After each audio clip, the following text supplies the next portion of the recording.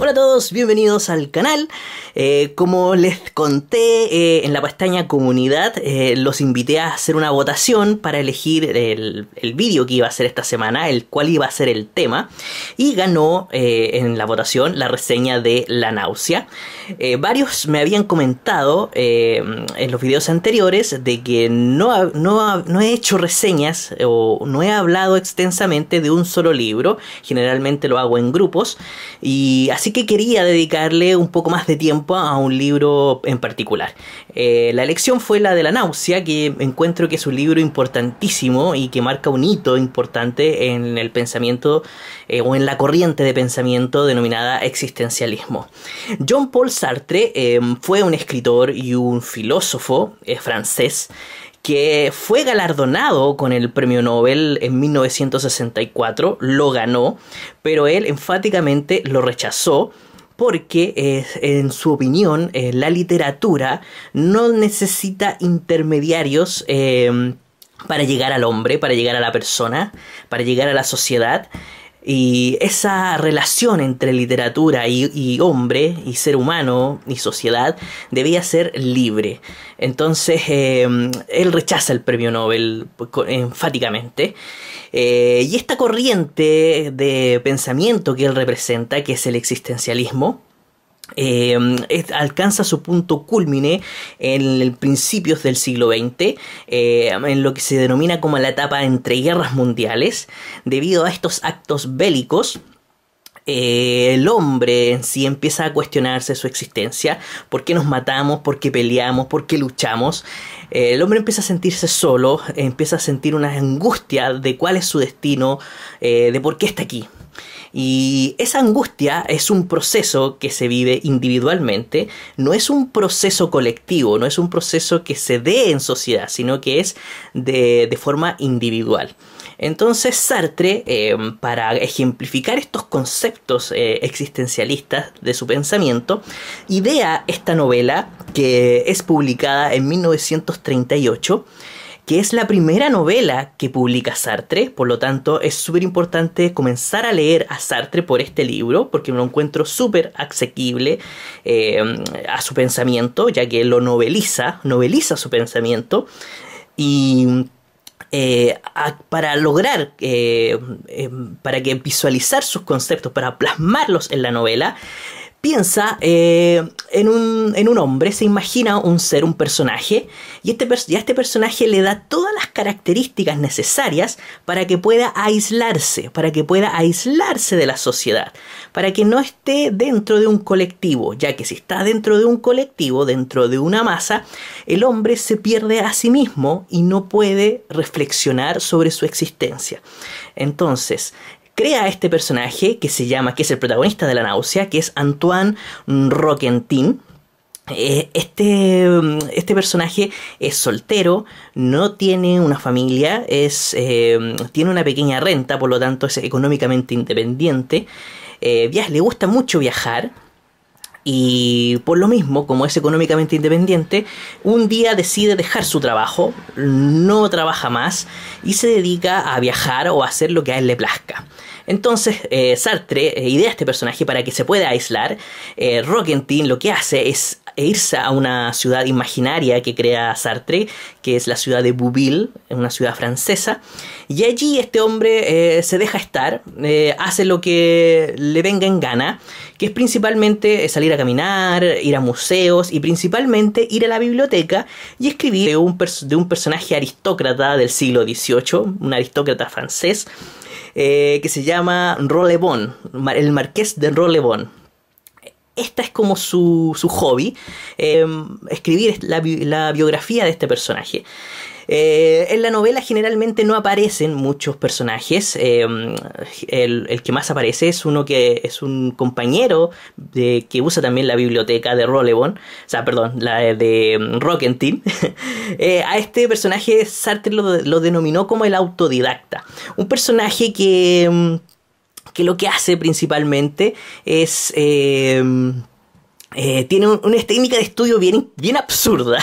Él quiere leer todos los libros de la biblioteca de Bouville por orden alfabético. Esa es su técnica de estudio. Entonces ya Sartre, a través de ese personaje, ya nos está mostrando lo absurdo que puede ser la vida de una persona. Entonces, como les contaba, aísla este personaje, y en la primera, en el párrafo con el que inicia el libro, dice: es un muchacho sin importancia colectiva, tan solo un individuo. Y esta frase con que inicia la novela es la que nos lleva al centro de ella y nos lleva a este personaje que ya lo ha individualizado y que lo ha alejado de la sociedad para que pueda pensar sobre su propia existencia. Entonces, la novela está escrita...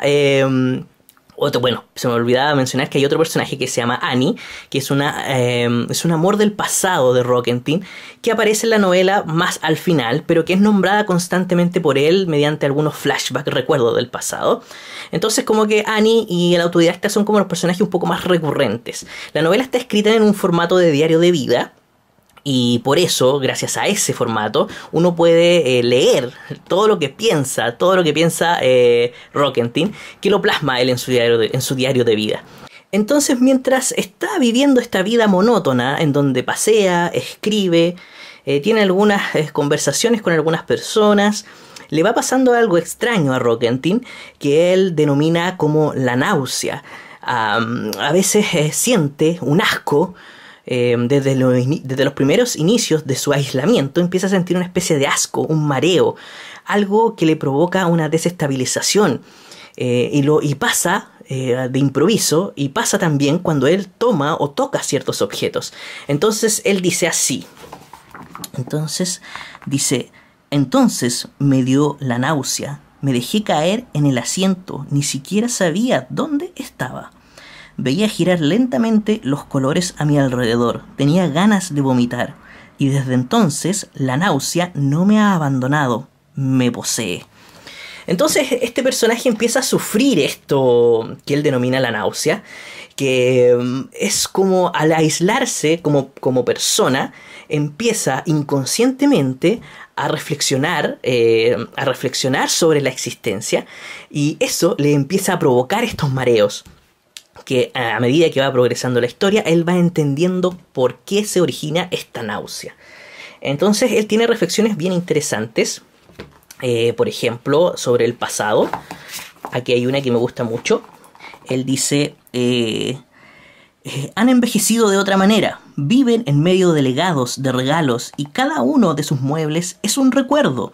Relojillos, medallas, retratos, caracolas, pisapapeles, biombos, chales. Tienen armarios llenos de botellas, telas, trajes viejos, periódicos. Lo han guardado todo. El pasado es un lujo de propietario. ¿Dónde habría de conservar yo el mío? Nadie me mete el pasado en el bolsillo. Hay que tener una casa para acomodarlo. Mi cuerpo es lo único que poseo. Un hombre solo, o sea, con su solo cuerpo, no puede detener los recuerdos, le pasan a través. No debería quejarme, solo quise ser libre.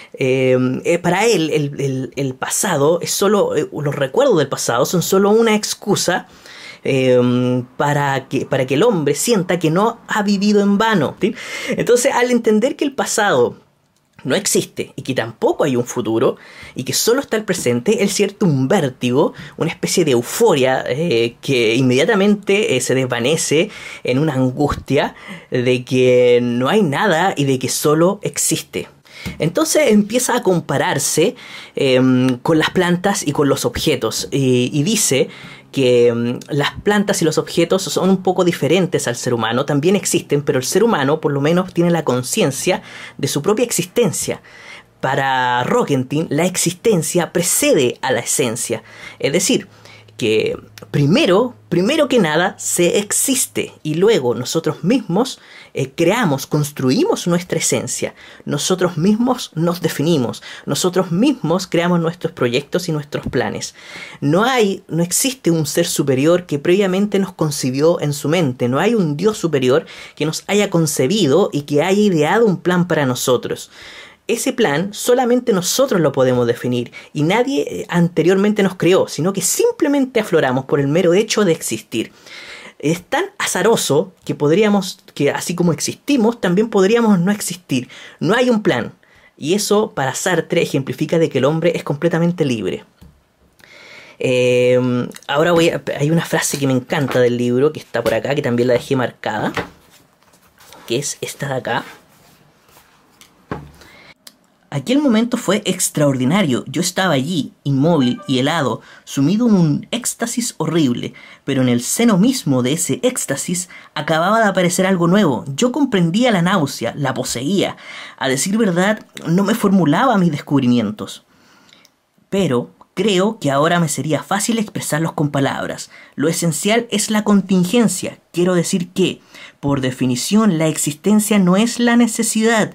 Existir es estar ahí. Simplemente, los existentes aparecen, se dejan encontrar, pero nunca es posible deducirlos. Creo que hay quienes han comprendido esto, solo que han intentado superar esta contingencia inventando un ser necesario y causa de sí. Ahora bien, ningún ser necesario puede explicar la existencia. La contingencia no es una máscara, una apariencia que puede disiparse. Es lo absoluto. En consecuencia, la gratuidad perfecta. Todo es gratuito, es jardín, esta ciudad y yo mismo. La existencia es gratuita. No es un derecho existir. Nadie tiene un derecho a existir. Nadie exterior a ti te da ese derecho. Ni tú mismo te lo das. Solamente es. Es meramente un dato. Como si se tratara de un dato estadístico. Es. No hay un porqué, es completamente gratuito. Entonces, en sociedad es muy difícil que un hombre pueda entender o cuestionarse existencialmente, ya que la sociedad a todo le da un propósito, y de esa manera se pierde la reflexión interna. Al quitar esa capa de propósito, lo único que queda es la existencia en sí. Y eso es lo que nos hermana a todos, y no como individuos separados, según el pensamiento de Rockenstein y de Sartre, sino que como una masa en conjunto. Existimos. Y eso es todo. Entonces Sartre dice en su novela, de que la gente no entiende o no quiere saber, no entiende el significado de su existencia, no saben realmente que existen, no lo sienten, no sienten su existencia. Pero este personaje que Sartre preparó estratégicamente para que sí sienta su existencia, le vienen estos mareos, este asco terrible que lo abruma, que se llama la náusea. Y entonces la náusea no es más que nada un estado contemplativo, en donde él, en un momento preciso y en un instante perfecto, él se da cuenta y siente que existe. Qué difícil sentir eso, ¿no es verdad? Siente su existencia. Entonces la novela no es una novela que se lea rápido, no es una novela ágil de aventuras. Es la de un hombre monótono que hace actividades monótonas, que piensa muchísimo y que tiene algunos recuerdos. A medida que va avanzando la novela, yo encuentro que es una novela degradativa, ya que el personaje va perdiendo lentamente todo lo único que le da un propósito o un objetivo. Va perdiendo sus ganas de escribir sobre este marqués francés del siglo XVIII, va perdiendo su amor por Annie, que son las únicas dos cosas que le dan un propósito a la vida. Entonces, si él deja de hacer eso, si él se deja llevar, anula sus propósitos y se mantiene en un constante estado de reconocer su existencia, va a ser devorado por esto que él denomina la náusea. Es una novela de tipo filosófico, no es una novela, por lo tanto, que ustedes van a disfrutar como una novela de aventuras, sino que es una novela para los que estén buscando ideas. Si a ti te gustan las ideas, te gusta pensar, te gusta cuestionarte el mundo, esta novela te va a gustar y se van a pasar las páginas muy rápido, ya que lo que impulsa la narración son las ideas de Rockenstein, las ideas que van evolucionando poco a poco hasta que él se da cuenta de qué significa la náusea y y los cuestionamientos existenciales que se va haciendo. No es una novela de aventuras. Por si las quiere leer, se le va a hacer muy pesado el que cree que es una novela de aventuras. Además, es un diario de vida, entonces se narran hechos demasiado detallados en muchas ocasiones. Es un libro tremendo para abrir la mente, un libro tremendo para contemplar el mundo desde otra perspectiva. En el blog hice una reseña de él. Les dejo el enlace en la caja de la descripción. Y también hice en el blog un apartado de frases, de las mejores frases que encontré en este libro, porque son tremendas y muy reflexivas. Y también hice un apartado y a todas les puse el número de páginas en donde las encontré que pertenecen a esta edición. Así que si quieren ir al blog también y a buscar las frases, las tengo todas enumeradas, clasificadas por el número de páginas donde las encontré, bien detallado. Así que espero les haya gustado el video, sigan el canal, lo recomienden y me dejen en los comentarios si les gustó el video, si quieren más videos de reseñas y si tienen más ideas para hacer videos, obviamente también. Así que nos vemos en un próximo video.